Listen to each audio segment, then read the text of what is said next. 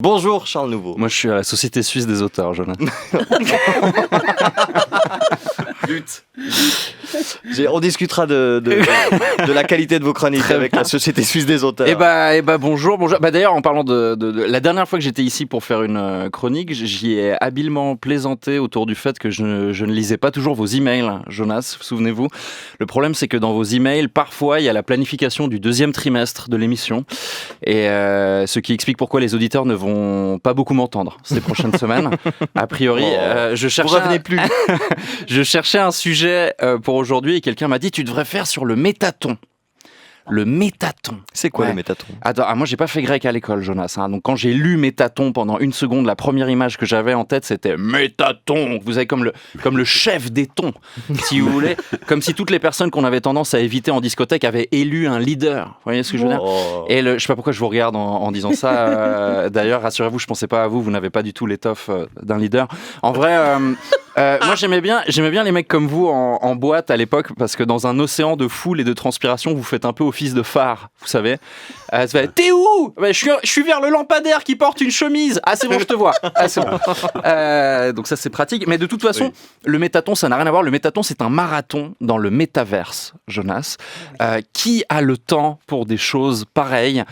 Eh ben moi, apparemment, clairement, vu que je fais pas d'émission ce trimestre. Le métaverse, vous savez, c'est ce monde virtuel imaginé notamment par les équipes de Mark Zuckerberg, qui apparemment estime ne pas avoir fait suffisamment de mal à l'humanité jusque-là.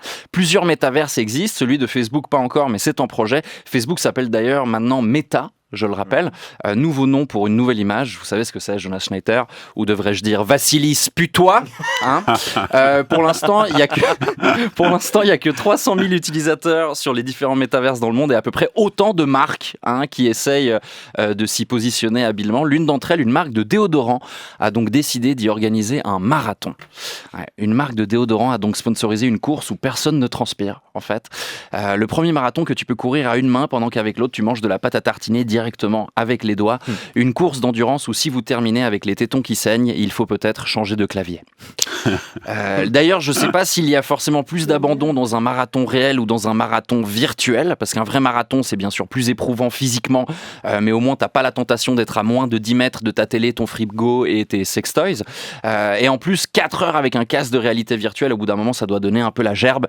Peut-être l'un des éléments les plus réalistes de l'événement, a priori, en ce qui me concerne, puisque rien que de penser aux 20 km de Lausanne du week-end prochain, j'ai déjà des petites remontées acides dans la gorge. Tout ça n'empêche pas la participation de quelques célébrités au métaton, notamment un rappeur que j'aime beaucoup, le New-Yorkais Fat Joe. Je ne sais pas si vous connaissez Madame Calmiret, non ? On n'a toujours pas de département fédéral consacré au hip-hop en 2022, c'est triste. Fat Joe, qui comme son nom l'indique, aurait du mal à rester caché en se planquant derrière Jonas Schneider, et qui, comme moi, prendrait sûrement un risque inconsidéré pour son intégrité physique s'il devait courir 42 km dans la vraie vie. D'où l'intérêt du métaverse. Faire des choses que tu pourrais pas faire dans la vraie vie, a priori, comme jouer une finale de Ligue des Champions ou voler une voiture et renverser des prostituées tout en étant poursuivi par un hélicoptère de police. Mais pour l'instant, malheureusement, l'une des options les plus excitantes, c'est 4 heures de course à pied. Allez savoir combien de personnes ont participé à cet événement mardi. Je trouve l'information nulle part, ce qui en général n'est pas bon signe. Même Servette, ils affichent combien de gens viennent voir leur match. Alors j'imagine que le métaton a fait moins qu'un dimanche après-midi au stade de Genève. Alors à quoi bon ?